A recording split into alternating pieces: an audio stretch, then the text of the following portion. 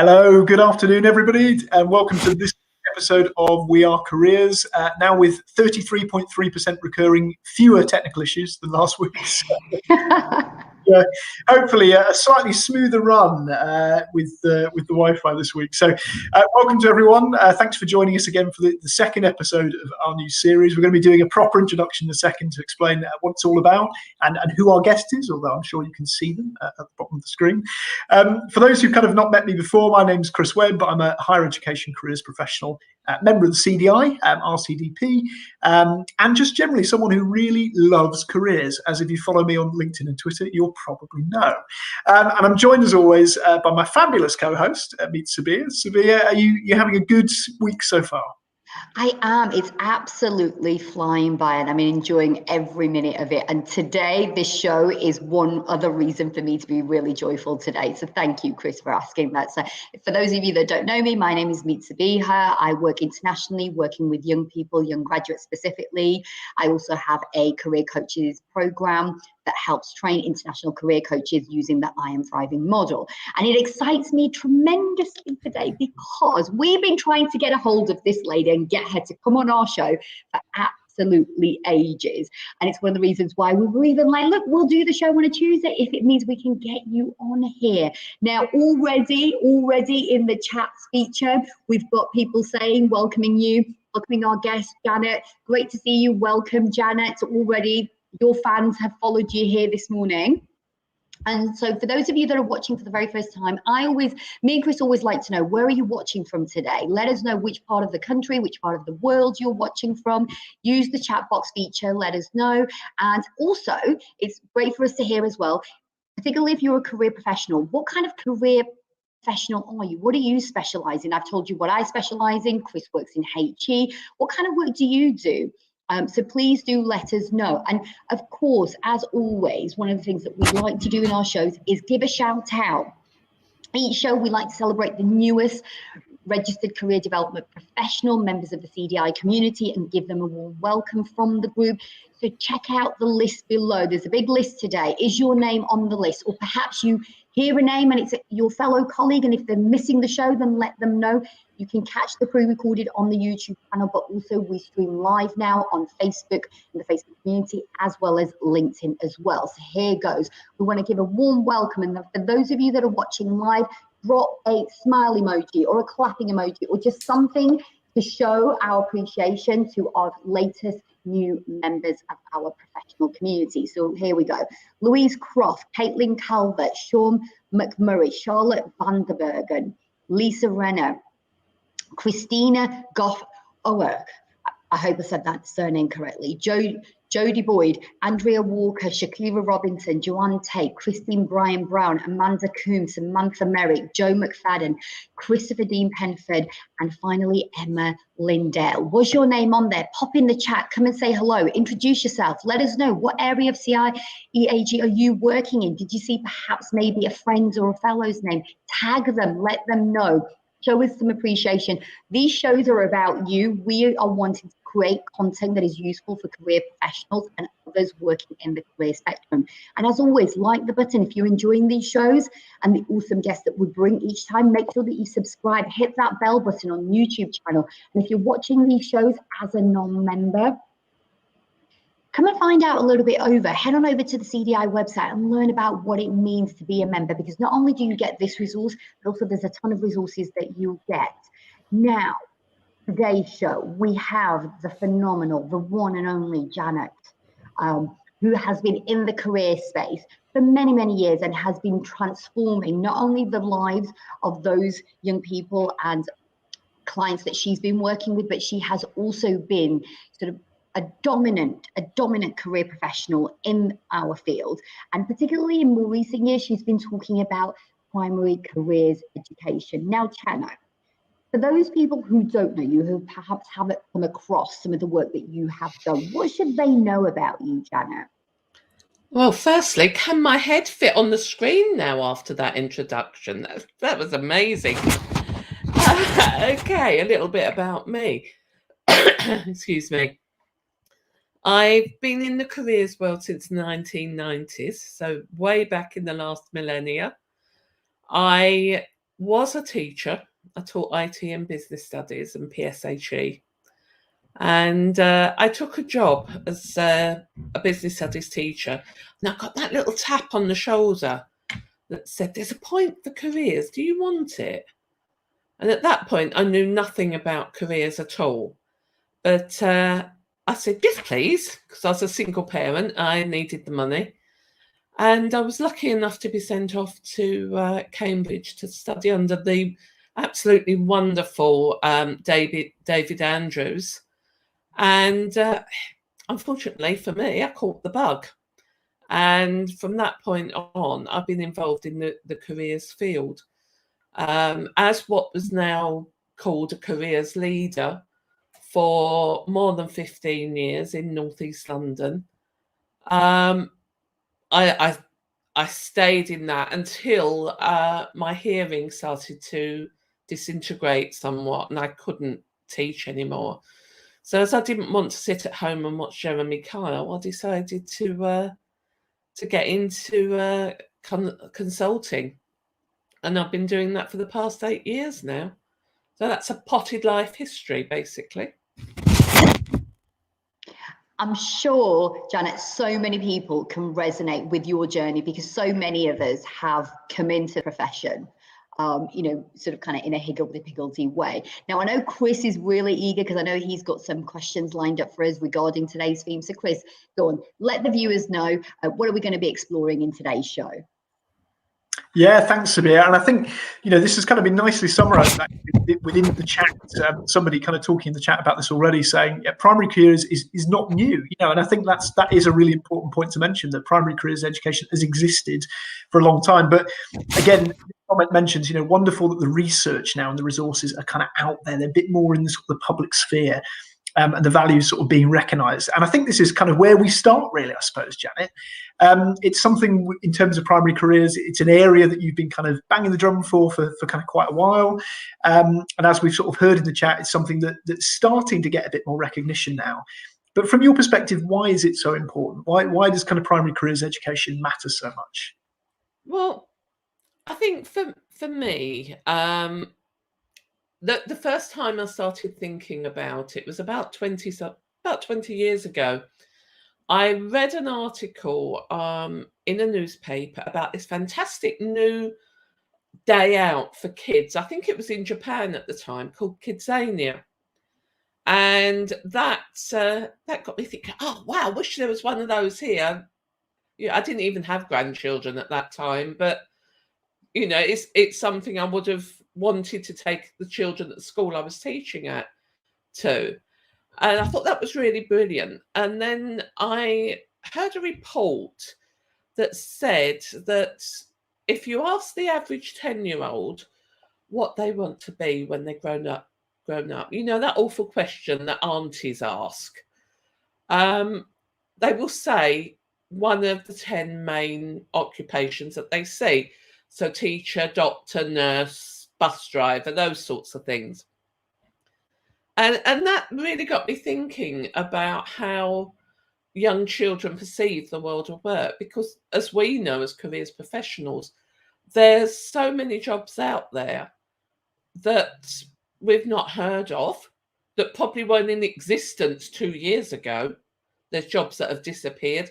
It's such a fluid, changing area that I started to really think, well, how do young children perceive the world of work? And then I think the final thing that nails my colours to the mast was a quote. I've written down her name because I was sure to forget it. Marian Wright Edelman, who is an American children's rights campaigner. She's got a fantastic quote that says, "You can't be what you can't see." And there are so many jobs out there that children don't see on a daily basis, that it felt important to me to start at a young age, making them think about what jobs are out there. So my poor grandchildren, as we were driving around town or going to somewhere, they start getting these things. Okay, that building's a hospital. Who works in a hospital? And then you get the doctor nurse thing. Yeah, well, who else is there? Who keeps it clean? Who makes sure that all the laundry is done? Who makes sure that there's food? All those sorts of questions. And it started expanding their horizons. And that's really what got me completely involved and immersed in primary careers. That's great, Janet. And I think, you know, kind of coming back to that sort of idea of someone's kind of put in the chat horizons for action. And I think, I mean, I'm not 100% sure what we're referring to there, whether that's kind of a program or whether that's just kind of talking about people's horizons for action. But I think that what you've mentioned there is around that idea of expanding horizons and opening up the world, you know, to young people, which I think, you know, is particularly important, as you've mentioned. And I think links in, I guess, to be with perhaps the next sort of question point we wanted to come on to around, I guess, the reality of what primary careers looks like. No, 100%. And what was really interesting for me, and this was a couple of years ago, it was my niece who was in, and she will have been 3 or 4 at the time, 3.5 at the time, I think she was. And at nursery, they were sort of kind of bringing elements of what we're talking about here today. And FYI, by the way, if you're watching right now, you know, and anything of what we're talking about here today is resonating with you because perhaps maybe you're in this space right now and you want more information, as always, we've got a ton of resources, and Janet has been absolutely phenomenal and amazing. She's given us some amazing resources that we're going to be including in the resources document. Now, I will mention that resource document, those resource documents, you only get access to them in the exclusive Facebook community. So that means that if you're not a part of the community right now because you're watching on another platform, do head on over there. Now, you have to be a member of the CDI community in order for you to get access. If you haven't already joined and you're thinking, what is the CDI community all about? What does it mean to be a membership? Well, head on over to the website. There's tons of information of how you can join. And literally for less than a price of a Starbucks a day, you get a whole host of resources. So I just wanted to kind of highlight that to let people know, because I know a few of you have been asking me, how do you get involved and you know, what are the features? So this is just one of the many features and support that you get being a member of the CDI community. I've just had one Facebook comment in here, Janet saying, love your story, Janet. I quote that saying, but I didn't know who said it, Liz. So there you go. Your message is resonating greatly. And so, you know, coming back to, as I was saying about my niece being in nursery, it's funny, Janet, because all of them picked, you know, the 10 popular careers. My niece had to be different because she decided that being a princess was a job. So she put that in what she wanted to be growing up. So just thought I'd share that with you. What about you? Are you working with client groups? Are you finding that the client groups that you're working with perhaps, you know, are saying the same sort of kind of job roles that Janet has referred to, you know, those 10 popular ones? Or is there other kinds of job roles that you're hearing your client groups talk about? Please do share it with us in the chat and in the comments. Even if you're watching on the playback, we do check these comments and we'd love to hear from you. And so sort of, you know, talking about some of the kickback that we sometimes hear about primary careers work, you know, there are, you know, people will say there's concerns that primary school children are simply too young, Janet, to be burdened with these sorts of conversations. What do you have to say in response to this? Are they too young to play? Simple as that. Think about what children do in the primary or nursery classroom. They play shops. They play houses. Why shouldn't they play banks, building construction sites? You can put any work, or almost any work area, into a classroom with props to allow them to play. And at that age, they believe that they put on a doctor's coat, they're a doctor. If they put on a Superman cape, they're Superman or Superwoman, take your pick. So allowing children to play and giving them those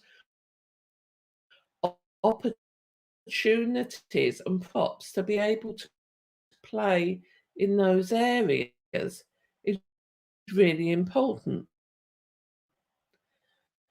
Also, part of the primary curriculum is that they need to develop their confidence, their ability to to speak and to present to other people outside of their circle. So allowing them to meet with.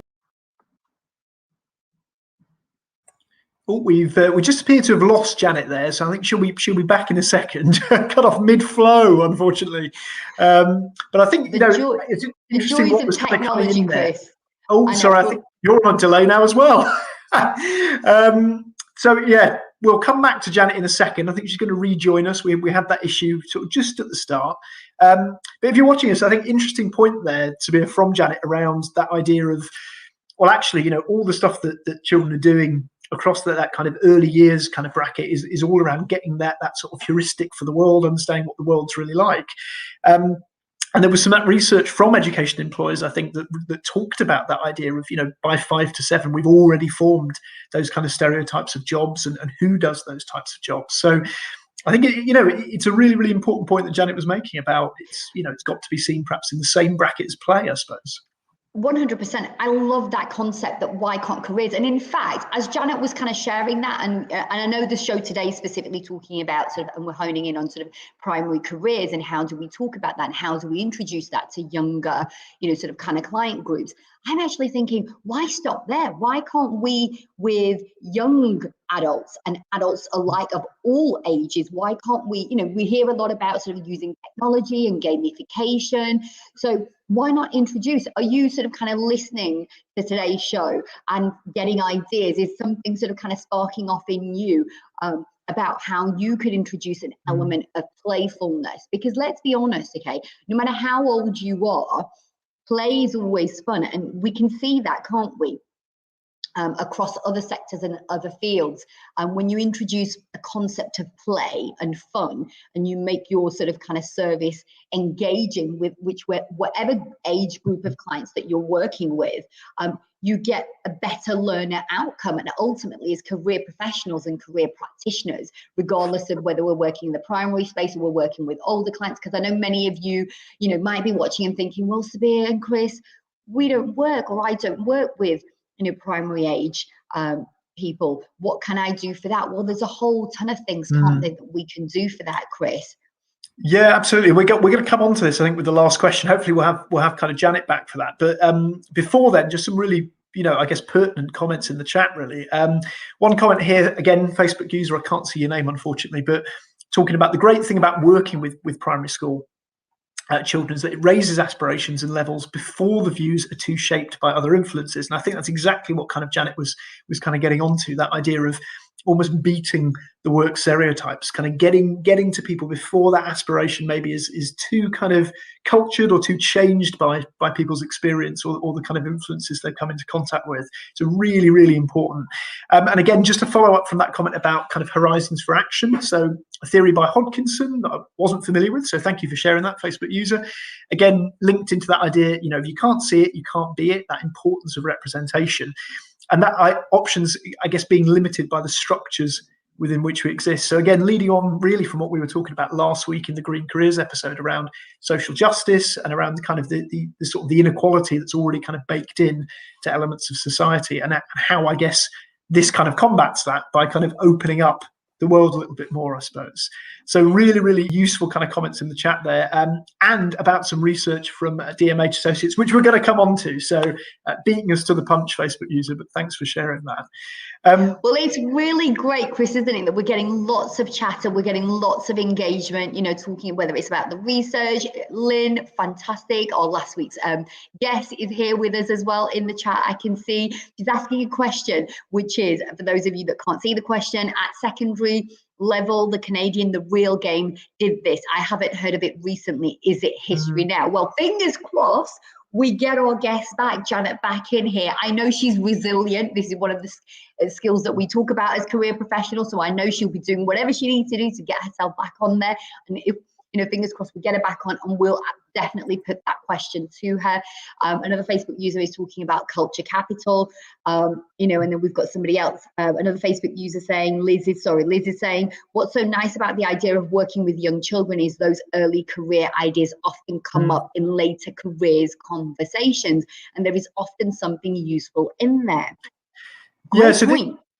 Yeah, I mean, this links really nicely, doesn't it? Exactly to kind of what we were going to ask Janet. Now she will be back. She's out there in the internet somewhere. But really important point, I think, around that idea of, why does this kind of link back, or how does this connect back to those of careers professionals that maybe are watching this today, working with perhaps adult clients or working in higher education, further education, secondary? How does that kind of all connect together? And we've got a couple of things really that Janet was going to expand on, which I think it's perhaps worth us talking about. One of which was to do with kind of some of the research that's already taken place, which one Facebook user has kindly already shared in the chat for us, and we will be adding on the show resources document. And so this was the second year evaluation from the Our Future Derby project, run in partnership with DMH Associates, looking again at kind of career-related learning at a young age and the impact it had, particularly on kind of young people's sort of perceptions of career and perceptions of opportunities that were available to them. Some really interesting data in there around kind of increases in things like confidence, increases in kind of or less restriction, I suppose, from their own perspective about the types of roles that they could do. So really worth having a dig into that. So I think one side of what we've been talking about is the research side, the primary careers research, a bit like the careers ideas side of things, really applicable later on, is something that we can kind of take the learnings from and use a little bit kind of later on with older kind of clients. But then the other side of that, obviously, Sabir, is kind of just more generally around, well, actually, when we're doing these job roles, when we're kind of maybe working with young people in secondary school or perhaps at an even older age, how do we maybe dig into some of those kind of stereotypes that have been entrenched and maybe look at what's been happening in primary careers to kind of explore that a bit further? Is that something you've seen in some of the client work that you've done, where maybe there have been influences from perhaps a much younger age that have an effect on people's aspirations? 100%. I'd love to delve in with this, because as much as I love the research, and I think we're getting Janet back, fingers crossed. I think I can see someone in the background, hovering there. Now, sort of the work that I do, as I said, I work predominantly with sort of kind of, oh, hang on a second, I'm getting excited. I don't know if you can see. No, we're not in there. She's not in there yet. Okay, we're trying. What I have seen, because I work with a lot of sort of kind of either students, sort of kind of studying a degree level or further, or sort of kind of, early youth talent in the employment sector. So we're talking 20 to 30-year-olds. And I hear in my interactions, sort of kind of what made them choose that particular profession. And they'll say to you, often it's an experience that they've had earlier on in their careers, usually sort of kind of primary, or it sort of kind of influences within their family and their sort of kind of network, their friends, who've then informed them about the types of career choices that they can make. And in this day and age where careers are evolving so fast, ever more quicker than ever before. I mean, these are now, if you think about the job of an influencer, which, people get paid a lot of money to do. Not everybody, I appreciate, but some do. That job role didn't exist. And as career professionals, we need to be up to date and up to speed to be able to coach, guide, support our clients in that. So I think absolutely, Spear. And I think, again, links back to what we were talking about last week about green careers and that sort of more kind of forward-facing, thinking a little bit deeper about everything. Janet is back with us now, hopefully. She is on the stream, but we just seem to be waiting for visual to come back. There we are. You're back with us, Janet. So where we're up to, Janet, let's fill you in on some of the filler. But essentially, we're kind of now talking about, I guess, for careers professionals across the board, what do they need to know, I guess, about the work that's been going on in the primary career space already, and kind of how they can potentially, get involved, or why it's important to them, even if they're working with clients who are maybe outside of that primary careers age.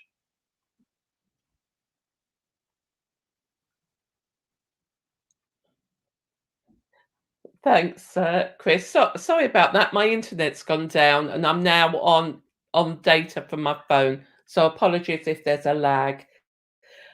Okay, what can people do to get involved? Well, if you're in the secondary school, how about talking to your feeder schools?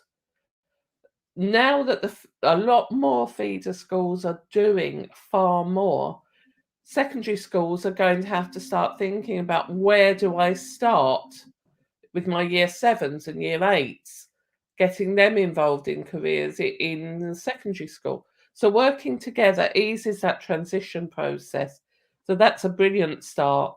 If you're in HE or FE, what's to stop you going in to the schools and talking about the jobs you do? Or perhaps some of your employers that are involved can go into the schools and talk about what they do.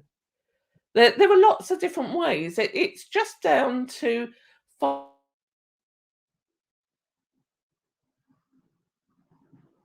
finding a group of a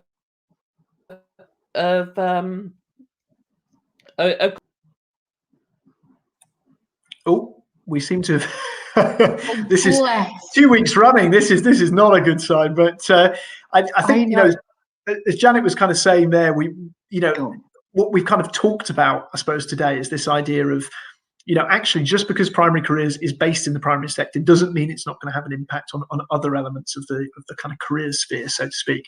Some really good kind of points in there by Janet around that idea of actually, with kind of looking at the statutory duty being extended to year 7, what's that then going to look like in terms of the transition program from primary to secondary, and how is careers education built into that? If you're working kind of higher education, or you're working maybe for outreach teams like Uni Connect, how does that kind of feed into the type of work you might do around widening participation, raising aspiration? So really, really important points. And I think what Janet was going to end on was around the kind of the research that's out there already. Someone in the chat's already mentioned that, talking about the DMH Associates research, but there's also some great stuff that's come out recently as the primary career development framework from the CDI that was put together by Janet and a wider team, including John Ambrose, a variety of other people who did some excellent work on that. And we've also had the Primary Careers Toolkit from the Careers and Enterprise Company. Really great video, actually, that kind of debunks some of the myths around primary careers and why it matters at that age. So great resources in there that we're going to kind of come on to in our show resources document that you can access if you're on the CDI Facebook community of practice. So do kind of keep an eye out for those. It does look, unfortunately, that we've lost Janet, which is a real shame. Hopefully she will be back. We might be able to capture her for a couple of minutes. But before we do that, probably makes sense for us to kind of go through our news for the week. And then if we do get Janet back, we can kind of use up those last few minutes getting some keen insights from her before we leave. So Sabir, perhaps if we look at the CDI news for this week, what's kind of happening in the world of the CDI? What can we kind of talk about this week? We can do. Thank you so much for that, Chris. And I think just sort of kind of, touching upon, what I've done as well is I've just added in, because I know Janet is very active on social media. So just in case we don't get it back, okay, I've just popped in the chat comments, all the different ways that you can get in touch with Janet. So if there was something that resonated with you and you were like, oh my gosh, I need to speak to this woman, I need some access to some of the resources, or maybe, explore other ideas, perhaps you're working on something in your own space that you feel that could collaborate or add value to what's being talked about here today, all the contact information is being dropped into the comment section in the exclusive Facebook community group right now. And so Sabir, let me just stop you there, because we may be able to get the last word from Janet before we finish. Janet, you're back. This is your fault. You were apologising for no technical issues, weren't you? Did we jinx us? I blame myself, Janet. Perhaps we're really sorry about the technical issues, but perhaps the last word from you here, maybe on kind of primary careers, and I guess, a takeaway, a call to action for any of our viewers before we move on to the news. Would you be happy to do that for us? Yeah, I lost you again there. Call to action from me is get on my website, look at my blogs. They go back to 2014, talking about primary careers. Have a look at the CDI primary framework, which can be downloaded for free from the CDI website, member or not. Have a look at the CEC primary resources. then have a look at the fantastic pilot programs that have been going on in Northeast Ambition and also in Derby. And then finally, if you can get the time, come along to my expert webinar, which is held by the CDI. Next one is January, called I can't remember what it's called, but it's basically introducing careers in primary.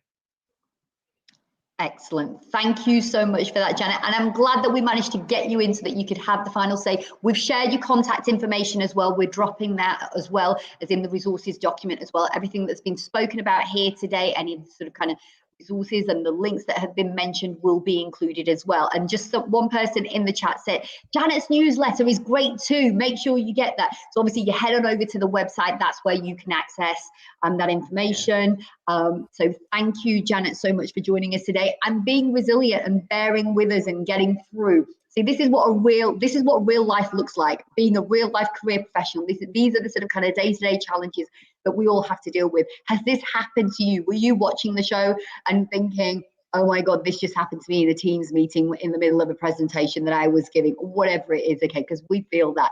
So just coming on now to then the top 3 news stories that I picked for this week's show. I'm going to quickly go through them. So number 1, okay, what have we got happening in the world of CDI? So there's the elections for the CDI board. Now, the CDI are pleased to inform that we have received validated nominations for 3 members of the elected director vacancy for the CDI board. So here are the following names. We've got John Ambrose, John Morrison, there seems to be many Johns, and Gina Visram. So the membership are now invited to consider the personal statements submitted by each of the candidates by clicking on the link, which will be included in the show resources document, attached to each person's name, and you can cast your vote for your preferred candidate. And ballot papers should be received by the CDI by 9 a.m. on Monday, the 6th of December. So you've still got time to make your vote count.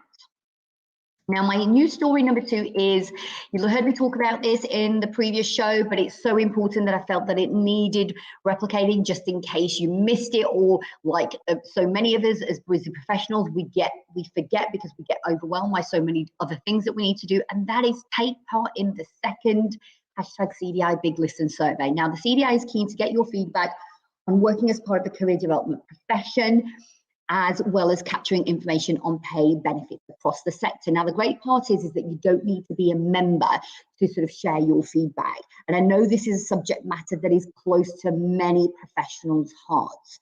So your feedback is critical as the CDI develops new initiatives and campaigns to address issues and opportunities facing career development. So by completing the survey, you enable the CDI to basically understand members' current views on positions of career development and their roles, but also gather information on pay and benefits to identify the areas where there are issues and to sort of kind of create campaigns that can be lobbied for, you know, people in position of authority and power, such as the government, and also understanding more about the characteristics of the CDI membership as well. So please do take the survey. That it takes around about 15 minutes to complete, and it's open until Tuesday, the 30th of November. And then finally, I have also included where's it gone? Hang on. Oh no, the social equality, that's it. The social equality, peace and justice, creating critical consciousness, career development. Join, this is going to be one of the themes for the up and coming CDI conference, which is taking place on the 9th and 10th of December. And one of the keynote speakers that we have secured who's going to be connecting the UN Sustainability Development Goals is David L. Blustein, who's a professor and Golden Eagle Faculty Fellow at Lynch School of Education and Human Development at Boston College. And he'll be reviewing major social justice paradigms with a focus on how this movement connects career development to broader policy initiatives of pursuing equality, peace, and justice. So if you haven't already booked yourself a place on for the 9th or 10th of December, please make sure that you do. And if you're wondering where you can go All of this information is available. If you're not a member, you can head on over to the CDI website to get information. And just a quick bonus, okay? Regional meetings are happening in your place near you. And this week, it gives me great pleasure to be able to support the East of England session, where I'll be talking about how to get professionals and your clients unstuck to help them stop struggling and start thriving in their careers. You'll get to learn how to use a 9-second biohack developed by me, which helps you or your clients change their biochemical chemistry to shift from stuck mindset to a thriving mindset, which results in more positive outcomes without the anxiety. And that's going to be taking place on Thursday, the 25th of November at 5:30, and a link for how to join. There's still spaces, so you can join, will be made available. So that's my roundup of the CDI news today, Chris. What have you got in store for us with regard to the main news feed? Yeah, that's great. Thanks, Sabir. And just a shout out there to Emma LeBlanc, who does a fantastic job for the CDI East England Regional Group. So, always getting in some variety of speakers. So, yeah, she deserves a lot of credit for that. Main career news. Some 3 kind of quite interesting pieces this week. So the first actually does involve Janet. Kind of had to pick one of these ones, really. And that's from the TF Careers Network. One of their new segments that they're kind of putting out, which is the sort of for or against, where they have kind of a careers leader or careers professional or someone within the career space arguing for and against a particular topic. So for the first kind of version of this, they've got Mike Britland from the Careers Network versus Janet in a tete-a-tete, talking about should careers leaders be senior leadership or should they kind of be middle leadership with a senior leader link. So it's a really interesting debate. A number of us who've kind of worked in secondary school careers will probably have our own views on it. I won't spoil how other people have voted, but do have a look at it. It's a really, really interesting kind of piece with some persuasive arguments both sides, and quite a nice kind of segment that's going to keep running from the TF Careers Network. So keep an eye out for that. The second story that I've got is from Dr. Jim Bright in the Sydney Morning Herald. It's a really, really nice article about the idea of repetition in jobs, so that within a lot of our jobs there is going to be repetition. So the idea of kind of picking something that you actually enjoy from a repetition point of view, something you can imagine yourself doing over and over again without that kind of boredom or without that drain, is quite important. So quite a nice careers article that explores kind of some of the more mundane elements of careers that are useful when having conversations with clients. And then our final story this week is a LinkedIn post from Rachel Stevens. Really, really nice LinkedIn post about this idea of avoiding job jail. So this idea of kind of other people's expectations really having an impact on what we do for a career.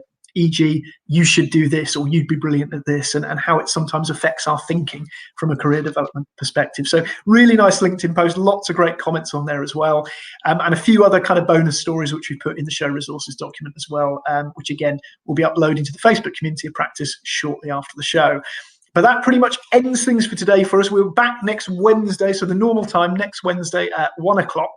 And we're going to be joined by CDI Chief Executive David Morgan. And we're also going to be joined by Dr. Julia Yates as well, who we've talked a little bit about today, to talk about the CDI National Conference that's coming up on the 9th and 10th of December. So stay tuned for that one.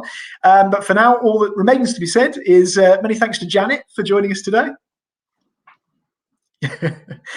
Thanks to Sabir. Sorry, I put myself on mute. Thanks, Janet. Yeah, thank you for having me and bearing with me. Not at all.